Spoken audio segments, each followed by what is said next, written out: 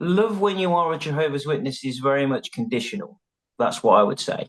Um, it's not like the love that you would associate with when you read the scriptures, for instance. The love that is shown from Jehovah's Witnesses to the ones of the world is very much a case of looking at them as though they're lost and looking at them as though you are so much better because you have the truth. Um, so they will love them from a point of view of wanting to convert them and to save them, if you like, from their evil ways. But I can honestly say, in the 23 years that I was in it, that you were never close enough to somebody who was in the world where you could really love them.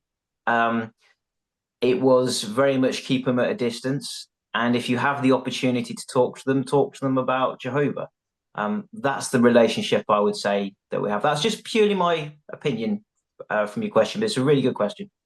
When you were growing up, did you have friends, worldly friends, and did you feel compassion and love for those people?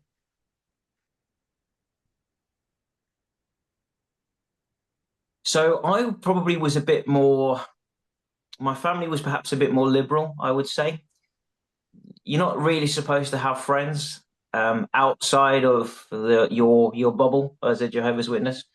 But I used to associate with neighbours, for instance, sometimes schoolmates, but very limited, I would say. But particularly sort of after school, back in the day when we used to, go out after school and play football in the park and that kind of thing. And I used to do that. But it's one of these things, Michael, and we're going to go and talk about lots of different things that perhaps didn't get into in the podcast that you mentioned earlier with Sean. But one of the things that happened when I was growing up is like most sort of 12, 13-year olds, I was into this pop group called the Spice Girls, right, when I was younger. And my friend who I used to go and play in the park with after school also loved the Spice Girls. Now he had all the posters on his wall and everything else, and I wanted these posters on my wall. I couldn't have them, so I just kept them in a little box and hid them under my bed. Um, and he got tickets to go and see Spice Girls, and he wanted to take me with him. And I was so excited about going to this Spice Girls concert, and I never was allowed. My parents said that Stephen was of the world, and I wasn't to be part of it, and that the Spice Girls were worldly, and they had no issue with me listening to them. But certainly, you wouldn't go and watch them live because that's something that a worldly person would do.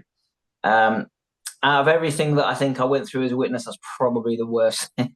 No, I'm joking. But yeah, but no, I certainly, I would have liked those relationships, Michael. I really would have done. And I think, the Watchtower as a whole would be so much better if they would allow people just to associate with the people that they get on with, as opposed to people that were part of their own clan.